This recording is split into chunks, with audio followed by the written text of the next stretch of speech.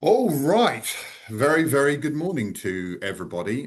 Welcome to the fall 2025 edition of the OmniRide Hispanic Council. It is still fall. You wouldn't know it from the weather. Seems like it's the bleak midwinter, but it is not. It is still technically fall, I believe. So welcome everybody this morning. Thank you so much for making time.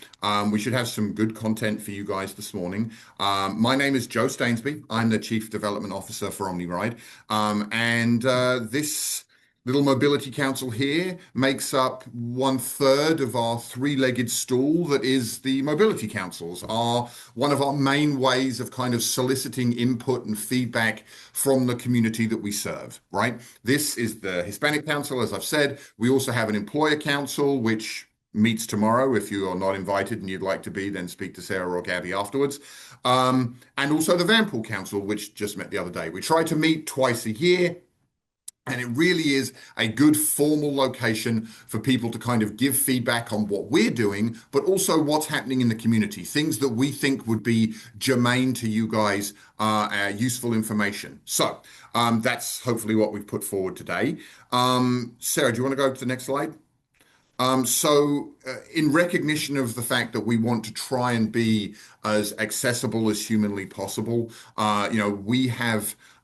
we've put together a live translation service, which is using a piece of software called Wordly.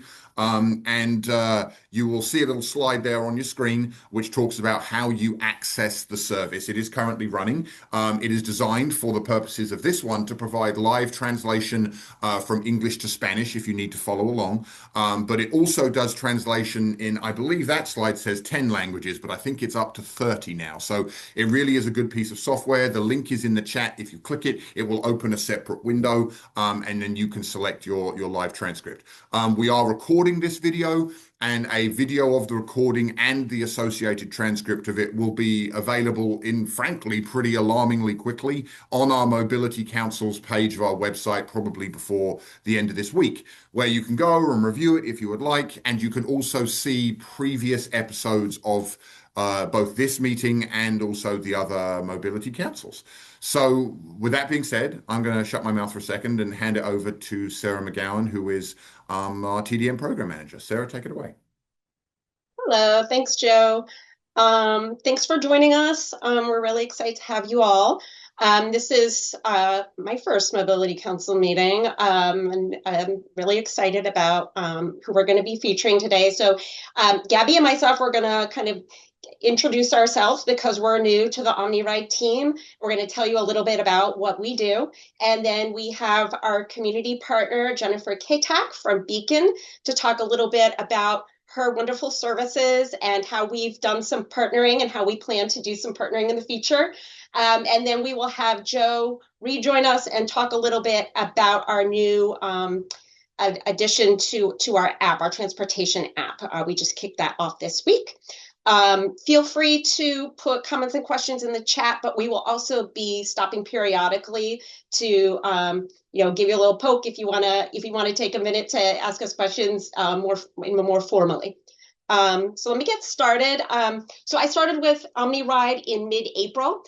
Prior to that, I spent 10 years with a nonprofit that focused for mobility for all in the Reston-Herndon area in Fairfax. So I did do a lot of work with employers. We provided them with kind of traditional outreach regarding alternative options of getting to work other than riding in a car alone. So taking the bus, riding the metro. We did a lot of education and tabling and lunchtime presentations to employers. But we also worked with seniors, individuals who spoke English as a second language, and people with disabilities, folks who might need a little more help navigating the transportation system, which this system would allow them, let me just admit them, to do things like age in place, get to important medical appointments, school, grocery stores, in essence, be part of the community without needing a car. That said, I've really enjoyed working with OmniRide as it has allowed me to continue to help people feel comfortable with other forms of transportation. And I love thinking creatively with partners to go beyond just transportation education. Things like travel training, showing people how to ride the bus, how to read their schedules, and how to connect to the metro. All our buses are free. A lot of folks don't know that, and their faces light up when they hear it. And anyways, I look forward to partnering with you. Gabby, would you like to introduce yourself? Good morning, everyone. My name is Gaby Serrato. I'm the TDM specialist here at OmniRide, and I also oversee the ride-sharing program here in Prince William County. Before joining OmniRide, I led community education initiatives for youth and adults. I also developed training programs in partnership with NOVA, such as the CCEMA or Medical Assistant Program. I also work extensively with the schools, NGOs, and local agencies. Aside from that, I also supported other services that were centered on improving access, equity, and community engagement, such as housing in different countries. One of the things that I like about OmniRide is the fact that I get to connect people with services, right? Whether it is mobility services or other resources that are essential for the community. So, yeah.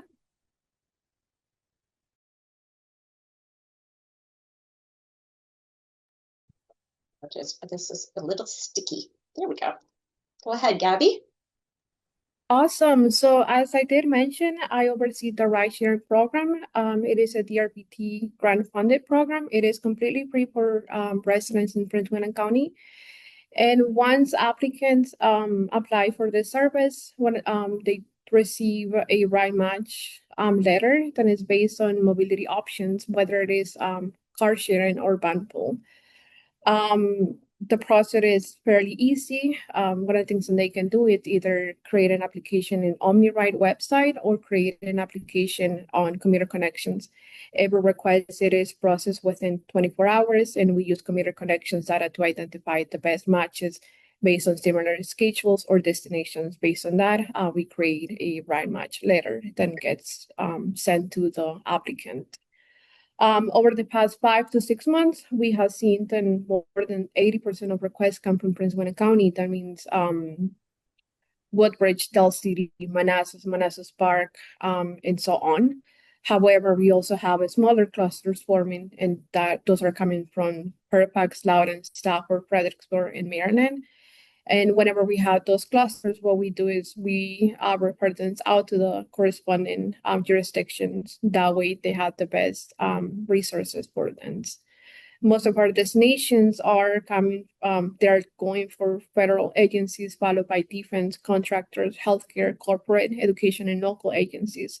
We try to promote this program in different events such as transit fairs, employment locations such as Pentagon, Navy Yard, Quantico, but we also have community events such as Manassas Park, and the Latino Festival that just happened over October. Aside from that, we also participate in Prince William County resources fairs. And yeah, so if you guys have any questions regarding this program, please let me know. Drop a comment in the chat and I will be more than happy to answer the question. Aside from that, it is completely free, so please take advantage of that program.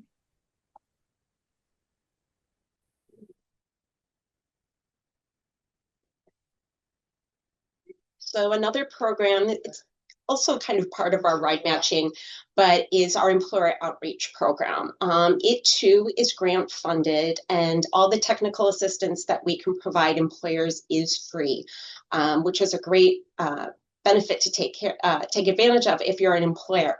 So essentially, it's for employers who want to create and expand the commuter options for their employees. There are a lot of programs that employers and employees don't know about, and we love to promote those. There's programs like emergency preparedness, carpool, vanpool formation assistance.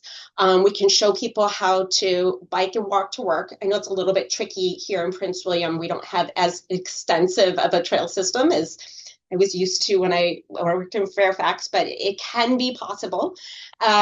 We can work with employers to kind of create alternative work schedules. We can help with parking management, transit subsidies, and we can even help with an employee commute surveys.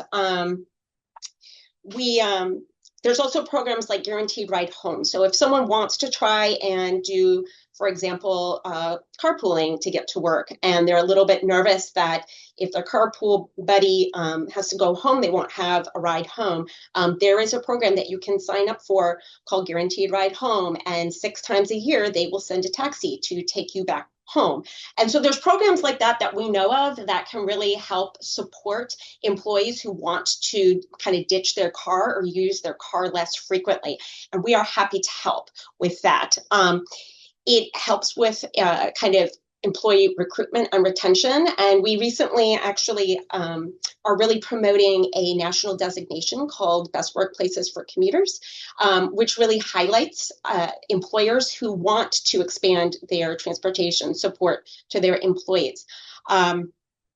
Let's see, some of the ways that we can help with the employees, we can meet first one-on-one with HR and talk about kind of your goals.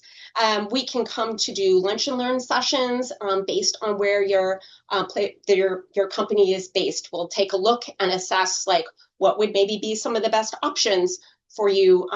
You know, if you have a large population coming from far away, van pool formation might work for you, or we could work with Gabby and do some ride matching and get people coming to your place of employment via carpool.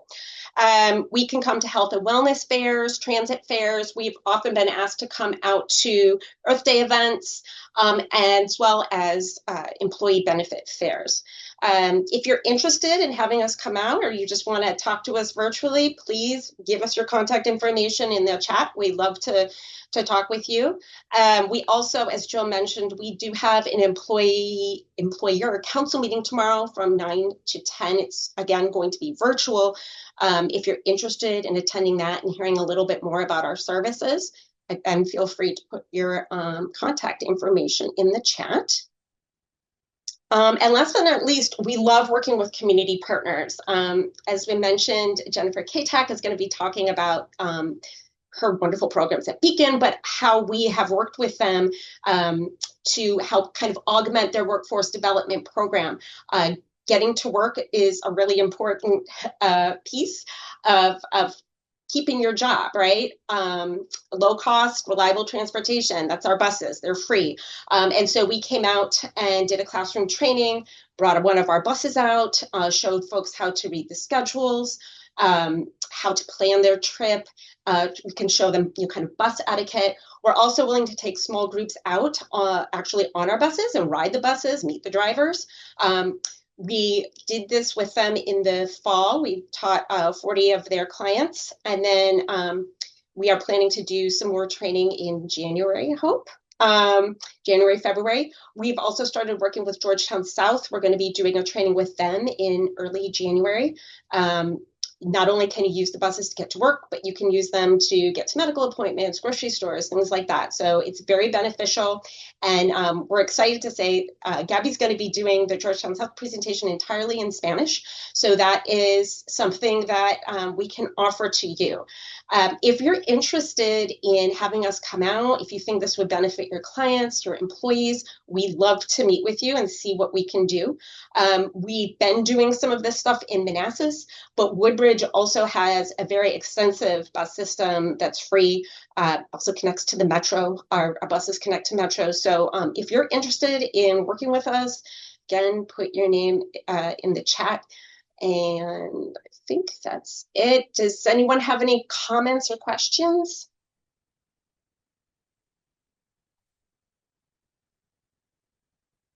If not, we'll stop my share and have Jennifer start her presentation.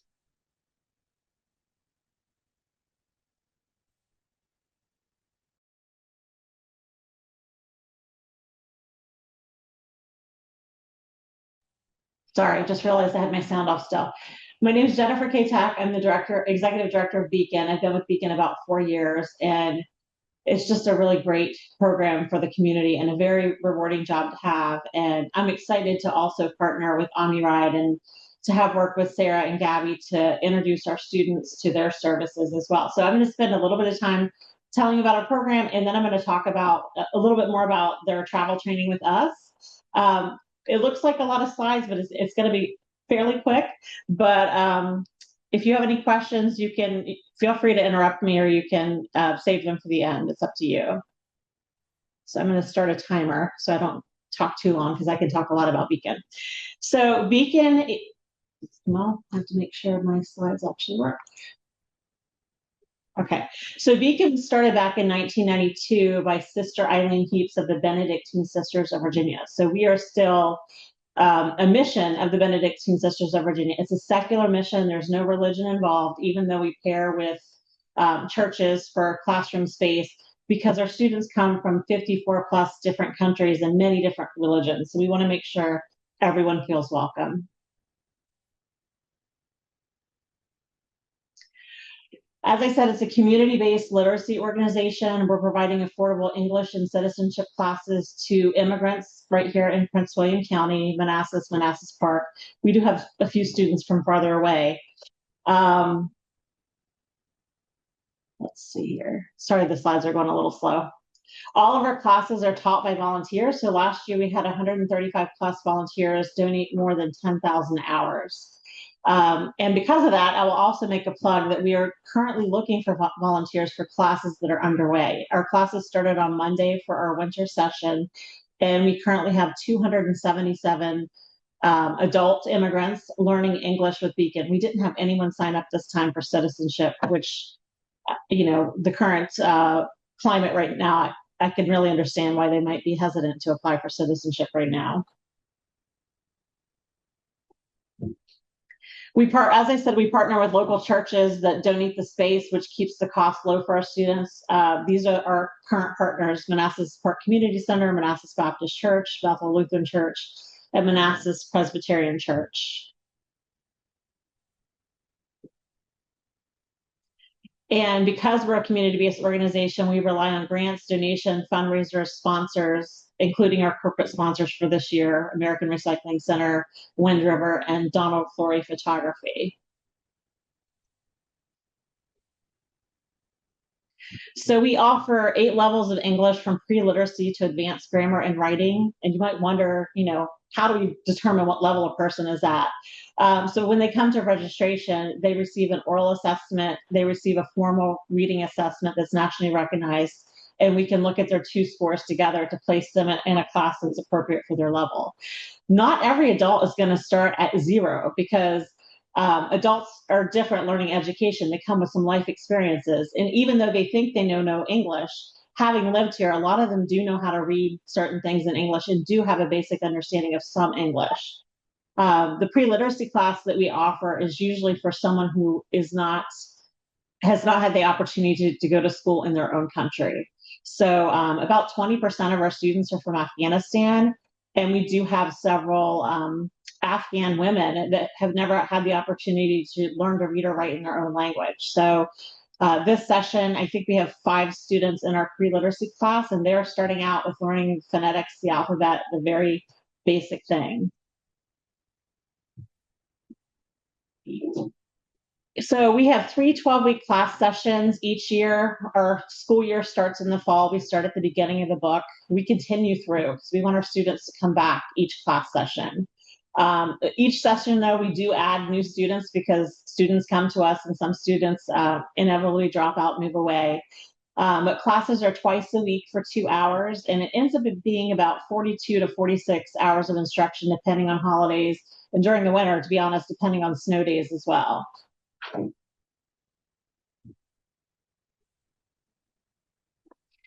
We also offer a free 8-week learning circle. We offer 3 of these a year, and we offer them kind of between class sessions. So even though our classes started in December, our winter learning circles will start mid-January, because the students that come to us late, we want to give them the opportunity to start learning. The learning circles, the students come to us, it's a little bit different than a class. It's not the teacher imparting knowledge on the students. It's more conversation and community. So the students come to us, we give them an oral assessment, we help them download an app that's free to them that we pay for, called Learning Upgrade. And they can practice at their own pace, at their own level on the app. And then once a week, they're joining their group by Zoom, and they're practicing conversation. And the volunteer is facilitating the conversation. So if the students are looking at each other, twiddling their thumbs, they're making that conversation happen. Obviously, at the higher levels, students have more conversation skills and they can kind of direct the conversation in whatever way that they like. So we do 3 of these a year. When the 8-week session wraps up, they're then in line to be signed up for a regular class. And we do have students that re-enroll. Right now, we have 277 students. And of the 277, 158 students were also with us in the fall. So a lot of students continue through. And we do have some students that have been here longer than I've been here. They're moving up in the different levels of English that we offer.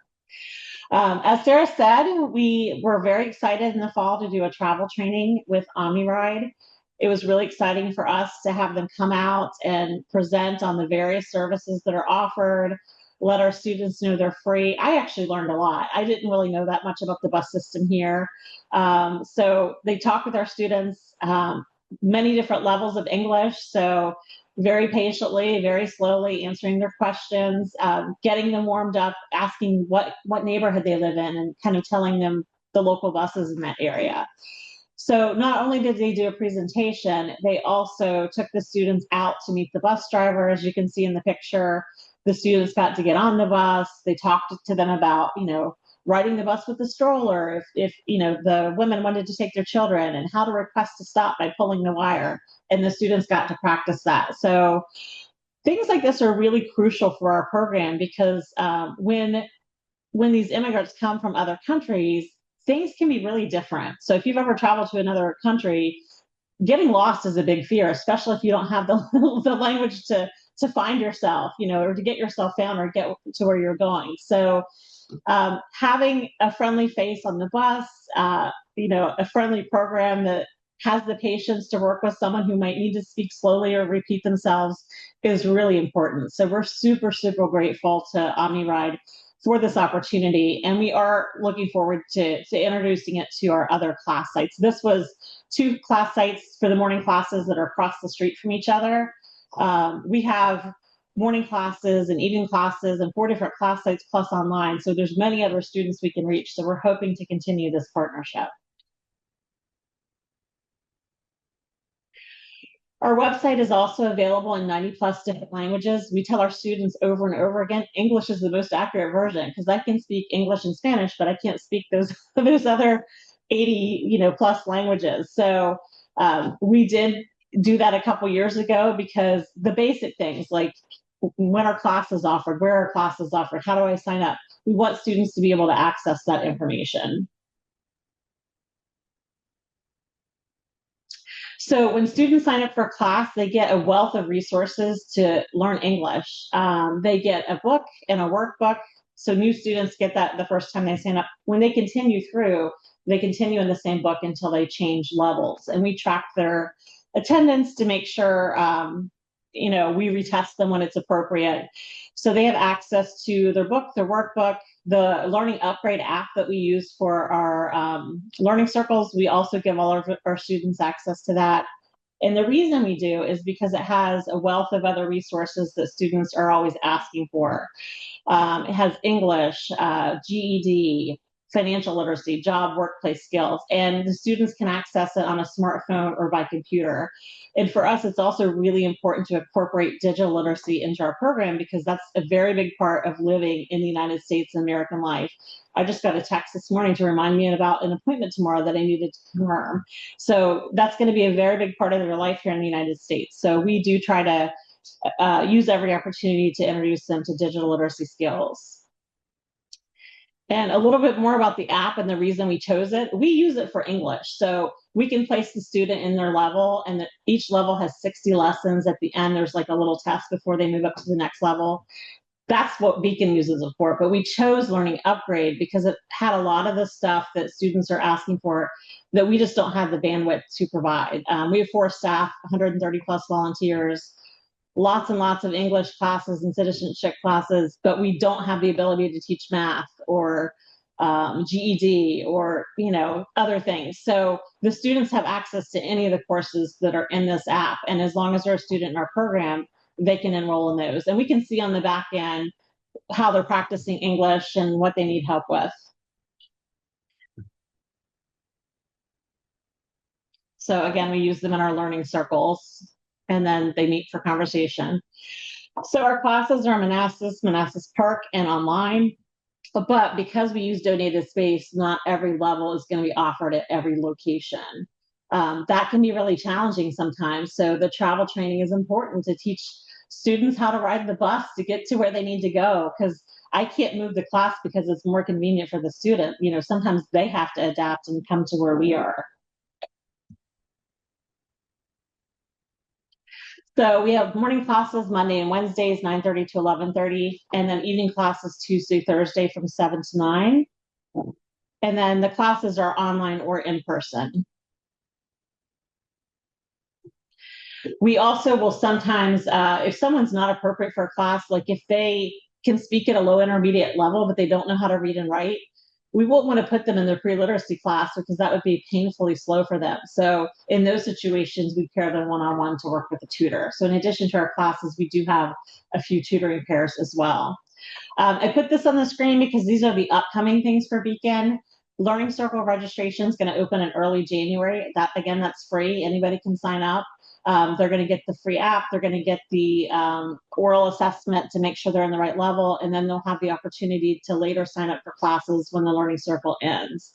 And then because our classes just started, we're not taking new students for classes right now. So the next opportunity for students to make an appointment to sign up for classes is going to be mid-February. And then we will be registered. The appointments open on our website mid-February. The students will come in person to be tested. It takes about an hour and a half to 2 hours, and that will be in March when classes for winter end. So you might have seen all this information and you're like, wow, that sounds like a great program that's supporting immigrants in the community. If you can volunteer if you want, but there's other ways you can help support us. We're tiny. We have a very small budget. We've been around 33 years, but our donor database is super tiny. We've never really had an advertising and PR budget. So everything is word of mouth and just sharing. So if you could follow us on social media, share information with a friend. If you're able to donate, yesterday we had Giving Tuesday. December 12th through the 14th, we're doing a fundraiser with Kendra Scott in Fairfax Mosaic District. So there's different ways that you can support Beacon, becoming a corporate sponsor, volunteering. So our social media handles are here in the middle of the screen. If you would like to learn more, you can certainly reach out to us, and I'm happy to connect with you in a way that's meaningful to you. So just wanted to see if anyone had any questions.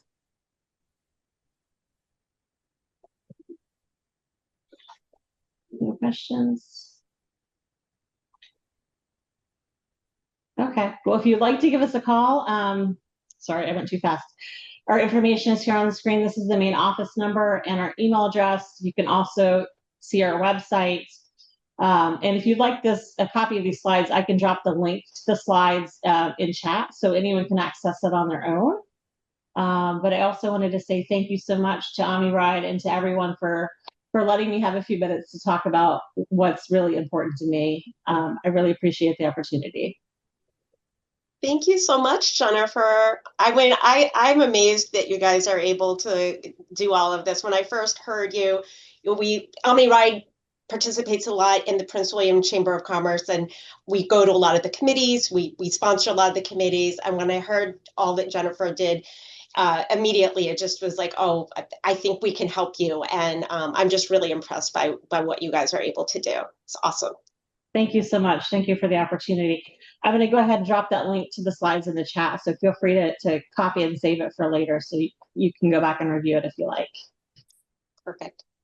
Joe is OmniRide's Chief Development Officer, and he's going to talk a little bit about our new app. Yeah. All right. Let me see here. Let's go ahead and share this screen, get this figured out.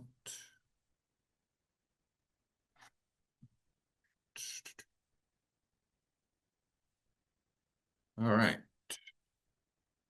You guys see that okay? All right. I'm seeing lots of nodding. This is a good sign.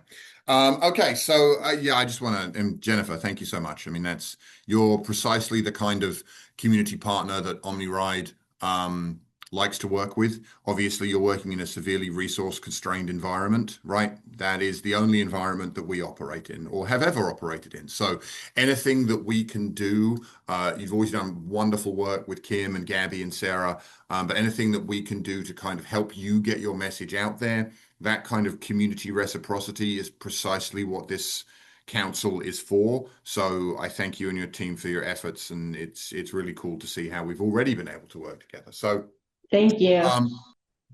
So I'm going to do a little bit of a brief kind of jog here over into technology land of talk about the transit app, right? And that is germane to this group because predominantly, regardless of whatever language you speak, anyone who wants to find out about our bus service or is used to riding but has a question about it, the number one thing they ask is, where's my bus? Where do I get on? Right? And the transit app can help kind of dispel that myth, right?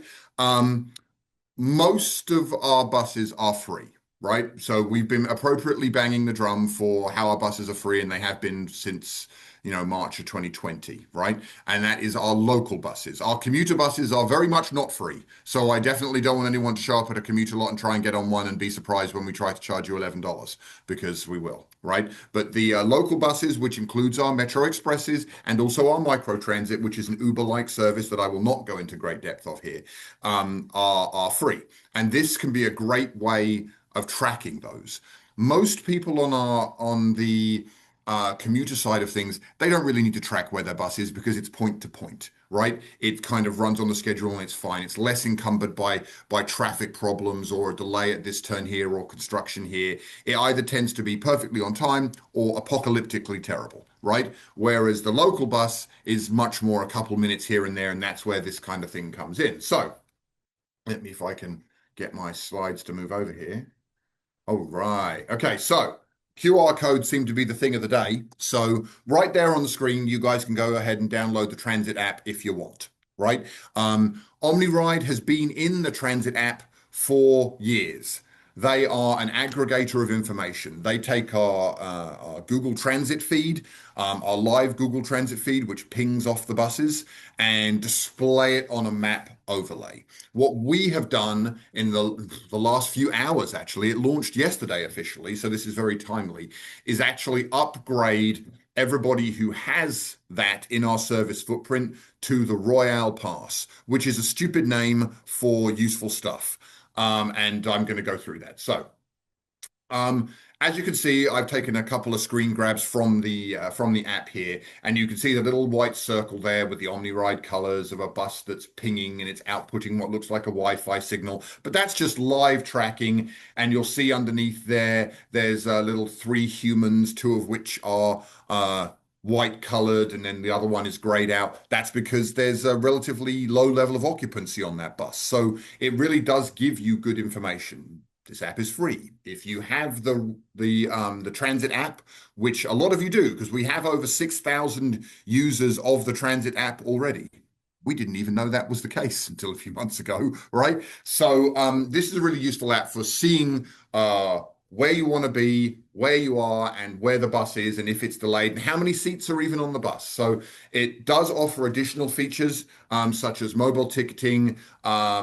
We offer a mobile app. Currently, mobile pass rather. It currently only is a monthly pass at $285 for our commuter services. So if you're using it on the local bus, just kind of forget that exists for the current time because it's free anyway. You don't need a ticket. It is what it is.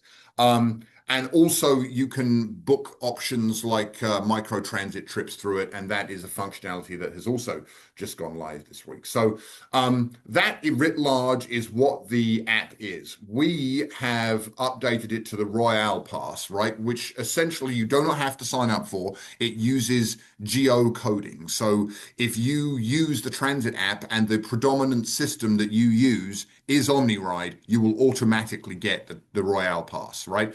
And the Royale Pass allows you to see tracking, live tracking for all of our routes, not just a couple of routes.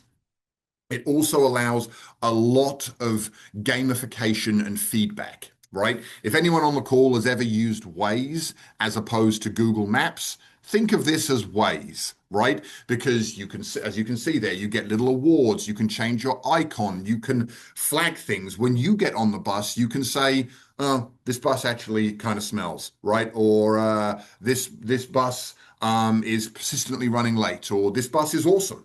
And you can give feedback in the app that then comes to us. So it becomes a much less formal venue than the one we're currently in from hearing from you guys, right?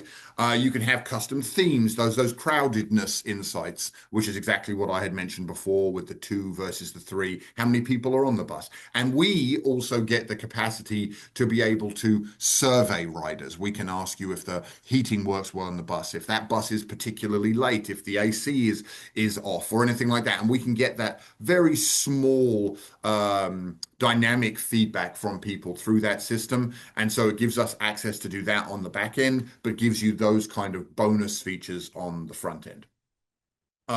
So as I mentioned, OmniRide, it partners with the transit app, and we are covering that cost for all of our riders. There is no cap on it. It's just if this is the predominant system that you use, you will now have the Royale Pass, and you will probably only know that because you'll suddenly be able to change colors and icons, and you'll see all of the routes. And the app won't constantly be bugging you to get the Royale Pass, which if anyone was using it previously, that is a major bugbear of mine, and that has now been eliminated.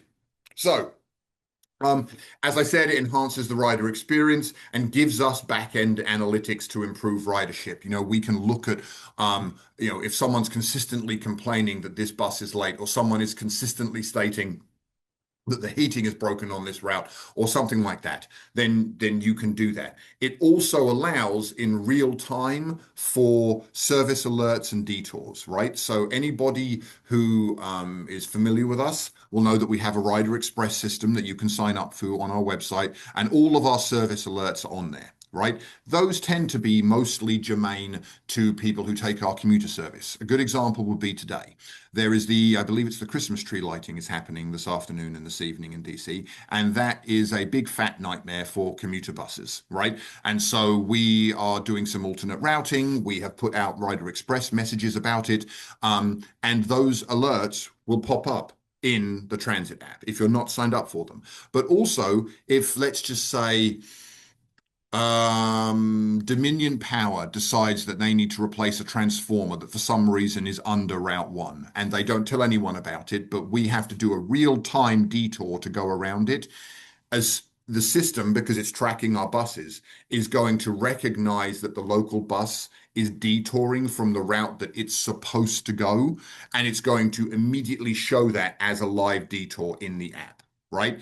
Again, that is functionality that has existed in the transit app for some time. We're just unlocking that kind of premium access to it. And I think the really good thing about it having been out there for some time is the system works.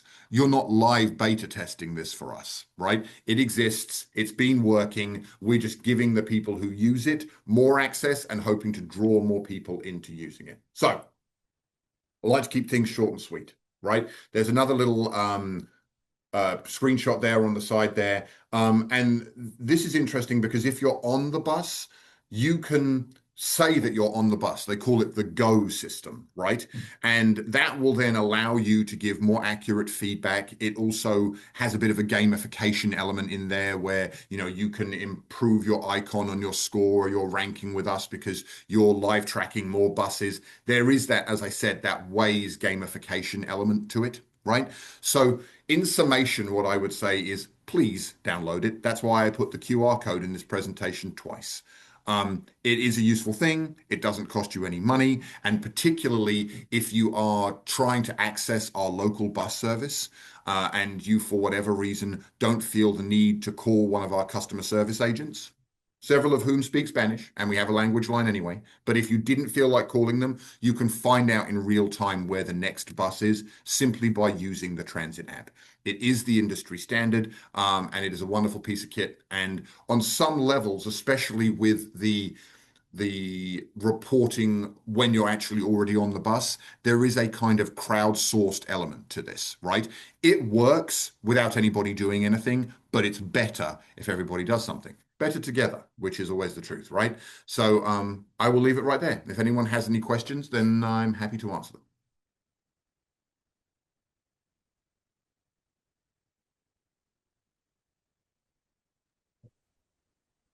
But I don't see any questions. Thank you so much for joining us.